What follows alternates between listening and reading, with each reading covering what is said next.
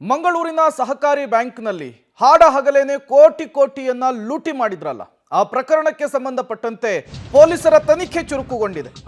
ಮಂಗಳೂರಿನ ಕೋಟೆಕಾರು ಸಹಕಾರಿ ಬ್ಯಾಂಕ್ ದರೋಡೆ ಪ್ರಕರಣ, ದರೋಡೆಕೋರರ ಜಾಡಿನ ಅತಿ ದೊಡ್ಡ ಸುದ್ದಿ ಪಬ್ಲಿಕ್ ಟಿವಿಯಲ್ಲಿ.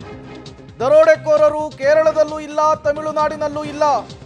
ಪೊಲೀಸರಿಂದ ತಪ್ಪಿಸಿಕೊಳ್ಳಲು ಉತ್ತರ ಭಾರತಕ್ಕೆ ಎಸ್ಕೇಪ್ ಆಗಿದ್ದಾರೆ ಅನ್ನೋದು ಗೊತ್ತಾಗ್ತಾ ಇದೆ. ಲೂಟಿಕೋರರು ರೈಲಿನಲ್ಲಿ ಉತ್ತರ ಭಾರತದ ಕಡೆ ತೆರಳಿರುವಂತಹ ಸಾಧ್ಯತೆ. ಉತ್ತರ ಭಾರತದಲ್ಲಿ ದರೋಡೆಕೋರರ ಚಲನವಲನ ಪತ್ತೆಯಾಗಿದೆ. ನಿರ್ದಿಷ್ಟ ಮಾಹಿತಿಯ ಮೇರೆಗೆ ಉತ್ತರ ಭಾರತಕ್ಕೆ ತೆರಳಿದ್ದಾರೆ ಪೊಲೀಸರ ತಂಡ.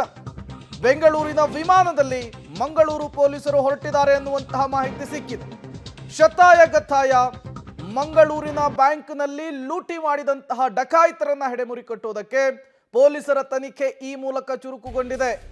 ಹಾಡಹಗಲೇನೆ ಸಹಕಾರಿ ಬ್ಯಾಂಕ್ನಲ್ಲಿ ಕೋಟಿ ಕೋಟಿ ರೂಪಾಯಿ ದರೋಡೆ ಮಾಡಿದಂತಹ ಪ್ರಕರಣಕ್ಕೆ ಸಂಬಂಧಪಟ್ಟಂತೆ ಇಷ್ಟು ದಿನ ಕೇರಳ, ತಮಿಳುನಾಡಿನಲ್ಲಿ ನಿರಂತರವಾಗಿ ಶೋಧವನ್ನು ಮಾಡ್ತಾ ಇದ್ರು ಮಂಗಳೂರು ಪೊಲೀಸರು.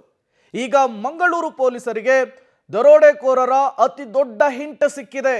ಇವರು ಕೇರಳದಲ್ಲೂ ಇಲ್ಲ, ತಮಿಳುನಾಡಿನಲ್ಲೂ ಇಲ್ಲ, ರೈಲಿನ ಮೂಲಕ ಉತ್ತರ ಭಾರತಕ್ಕೆ ಪ್ರಯಾಣವನ್ನು ಬೆಳೆಸಿದ್ದಾರೆ ಅನ್ನೋದು ಗೊತ್ತಾಗ್ತಾ ಇದೆ.